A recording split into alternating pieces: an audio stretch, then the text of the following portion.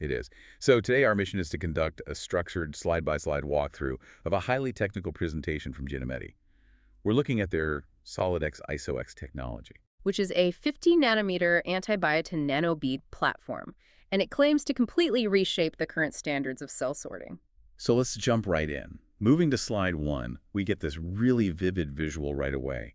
It shows a glowing nanobead resting perfectly on a cell receptor. It's a great image. It really sets the ambitious scope of this technology. Right, so slide 1 introduces the SOLIDEX ISOEx platform.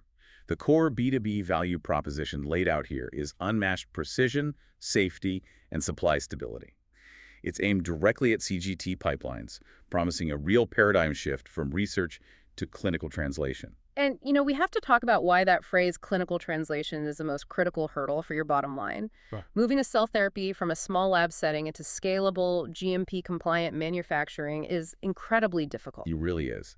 And to understand the solution, we have to face the painful realities of the current industry standards. So on slide 2, we see these 3 stark graphics. Yeah, the bottlenecks. Yeah, exactly. There was a blocked receptor, some bouncing balls damaging a cell, and a broken chain. They're laying out 3 massive industry bottlenecks here. Chemical interference from traditional Streptavidin or SA beads, physical stress from microscale beads over 1 micrometer, and supply vulnerability from fragmented OEM supply chains. Right, and those fragmented supply chains cause huge regulatory delays for IND and NDA filings.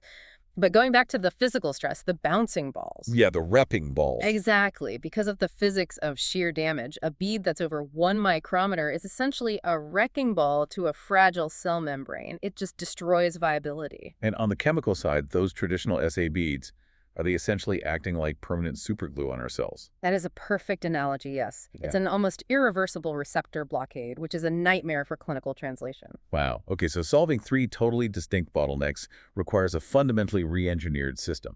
Which brings us to the next point.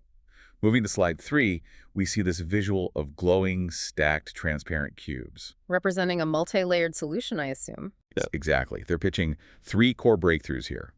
A chemical breakthrough with engineered antibiotin antibodies replacing SA. A physical breakthrough with a 50-nanometer matrix ensuring flow cytometry and visibility. Flow cytometry and visibility is huge. We'll get to that. What's the third one? The third is an industrial breakthrough. It's a 100% in-house vertical integration from synthesis all the way to compliance. And purely from a B2B operational standpoint, vertical integration is the ultimate de-risking strategy. It protects your enterprise supply chain from external shocks, which is just critical. It really is. Okay, let's unpack these 3 layers one by one, starting with the chemistry. On slide 4, we get a direct contrast.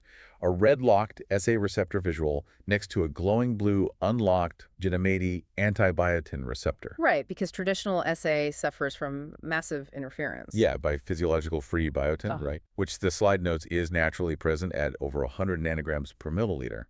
GeneMedi's solution offers controlled, reversible binding that preserves native cell signaling, and it's complex sample-ready, allowing direct processing of whole blood or plasma. No, wait. Direct processing of whole blood.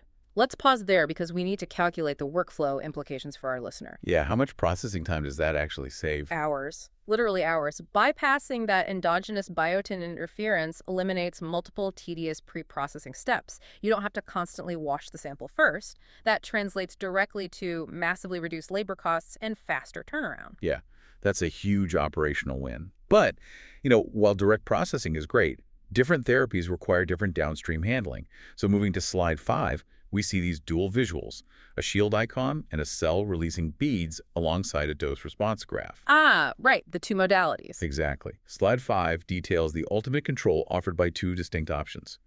The interference-resistant modality, which has extreme affinity for complex samples and doesn't require bead removal for rapid GMP workflows, and then the releasable modality. And that releasable modality uses mild competitive reagents, right? Yeah, for scarless, bead-free cell acquisition to maximize phenotype preservation. That term, scarless sorting, is so important here.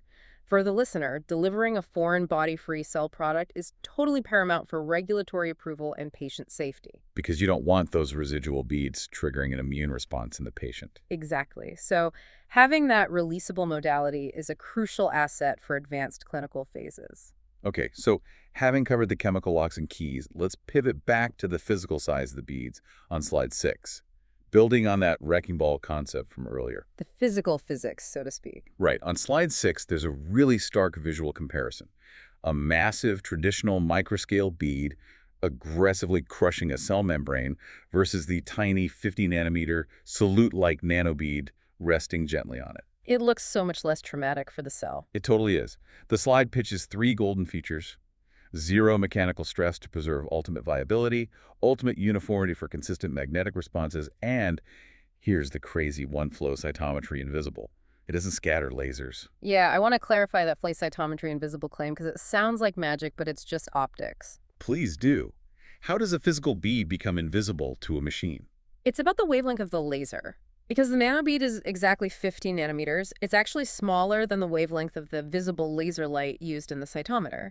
The laser just passes right around it without scattering. Wow, so you don't have to strip the beads off before analysis. Exactly. Bypassing that bead dissociation step before flow cytometry analysis eliminates a tedious, highly error-prone step in your QC pipeline. That is incredible. But, better viability and optics really mean nothing in enterprise B2B scaling if the process is too slow. Very true. Time is money in a GMP suite. Exactly. So moving to slide 7, we see this glowing, futuristic stopwatch interface. It compares their 25-minute optimized protocol to traditional column methods. 25 minutes, that's fast. Very fast. They achieve this with kinetically optimized binding buffers and high-flow engineering. They've totally re-engineered the matrix pore sizes to dramatically increase liquid flow-through rates, achieving rigorous purity in nearly half the traditional time. Let's ground this in facility economics for a second. If you're managing a clean room, space is your most expensive asset. Right, you can't just build a new one overnight. Exactly. So cutting a protocol time in half effectively doubles your daily throughput capacity without expanding your physical footprint at all. That is a massive return on investment. It really is. Okay, so we've covered the theoretical platform benefits. Now let's transition to the hard demand for empirical proof. On slide 8, there's a very clear 3-step visual framework. Ah, the validation data. Yes, 1, negative selection; 2, positive selection; 3, depletion.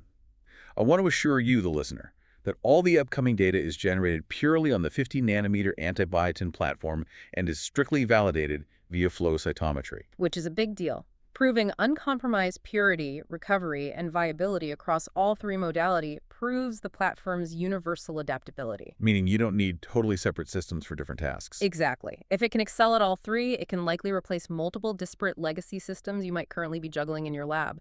Okay, let's look at the first data set. Moving to slide 9, strategy 1. Negative selection. The flow cytometry scatter plots here show massive cell population shifts. Staggering numbers. What are we looking at specifically? Human NK cells surging from 3.45% up to 96.0% purity, and classical monocytes jumping from 21.7% to 92.1% purity. And the slide explicitly emphasizes that the monocytes were isolated from cryopreserved PBMC samples. Oh, wow. Why is it such a big deal that this was done on cryopreserved samples? I was hoping you could explain that. Well, cryopreservation, freezing, and thawing often physically damages cells. It releases DNA, causes clumping, and severely complicates sorting. Achieving 92+% purity on thawed samples is incredibly hard. So what does that mean for the listeners' operations? It gives them incredible logistical flexibility in their supply chain. They don't have to sort blood immediately upon drawing it.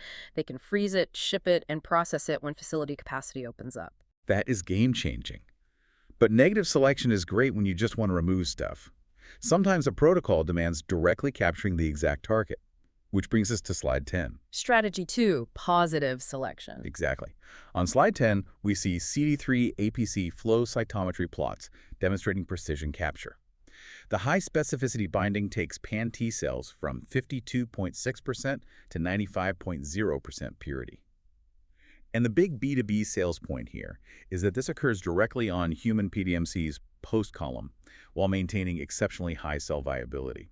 And we should note that positive selection typically risks artificially activating or even damaging the target cells because you're literally dragging them by their receptors. Because of the wrecking ball effect. Yes. So tying this success directly back to the 50-nanometer solute-like physical breakthrough from slide 6 proves that the gentler physical profile yields vastly superior biological outcomes. Okay, let's transition to the final strategy: efficiently removing the bad actors from a sample. Moving to slide 11. Target depletion. The pre- and post-depletion plots here show the target cell population virtually vanishing. What's the target in this case? They're utilizing a TCR alpha-beta positive T-cell depletion kit.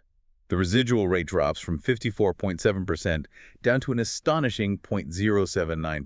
0.079%. That's incredible. Yeah, it's a greater than 99.3% depletion efficiency with zero nonspecific loss. We really need to connect that 0.079% residual rate to clinical risk management. For a listener developing allogeneic or off-the-shelf therapies, failing to deplete those TCR alpha-beta positive cells is dangerous. Because they attack the patient's body. Exactly. It can cause fatal graft versus host disease or GVHD.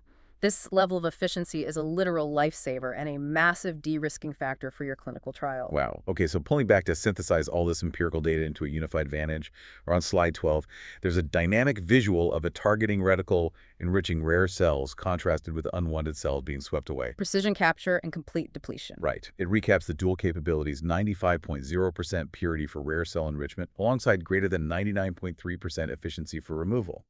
The core sales takeaway is universal adaptability. These nanobeads adapt flawlessly to virtually any complex sorting scenario. And just to reiterate the business value of that universal adaptability, instead of validating, purchasing, and storing 3 totally different core technologies for 3 different pipeline projects, you just consolidate. You just use this one platform. Exactly. Consolidating your entire sorting infrastructure onto this single proprietary platform saves a massive amount of compliance and operational overhead. All right, it's time for the ultimate scorecard. Putting everything we've learned into a direct side-by-side comparison matrix. Moving to slide 13, technological leap. SA versus Anti-Biotin. The final showdown. Yeah, and it's a bloodbath. Walking through this comparison table, there is a literal sea of red X's for traditional SAA beads across all categories. They fail at complex animal-ready, receptor preservation, cytotoxicity, and flow cytometry direct analysis. And the GeneMedi side. A solid wall of blue check marks for GeneMedi's non-releasable and releasable modalities. The summary text really drives it home. Unmatched flexibility, complex sample-ready, and scarless sorting. Well, the final analytical punch here is that this slide isn't just about winning a technical argument. It's a literal blueprint for regulatory success. How so? By eliminating cytotoxicity and foreign body preparations, you are actively removing the exact friction points that cause the FDA to pause clinical trials. It's a regulatory massive advantage. That makes total sense. So, to wrap up our slide-by-slide deep dive, we've journeyed from recognizing those 3 critical bottlenecks of traditional cell sorting all the way to witnessing the empirical validation of this 50-nanometer platform across all modalities. It's a very compelling case for re-engineering your GMP workflow. Absolutely. And while we stopped our visual walkthrough at slide 13, the presentation goes on to highlight their total in-house manufacturing control. GeneMedi isn't just offering a better reagent, they're offering an unbreakable ISO-certified supply chain partnership for your IND and NDA timelines. Yeah, and I want to leave the listener with a mind-expanding question building on all this source material. Ooh, let's hear it. So, GeneMedi is using this 50-nanometer invisibility and receptor preservation to revolutionize ex vivo cell manufacturing today, meaning outside the body. But if we can manipulate cells with this level of solute-like gentleness and precision without triggering an immune response? Wait, could this 50-nanometer technology eventually be used for real-time, in vivo cell sorting directly inside a patient's bloodstream? Exactly. It's definitely something to think about as you evaluate your next platform upgrade. That is wild. Well, thank you all so much for joining us on this custom-tailored deep dive. We'll catch you next time.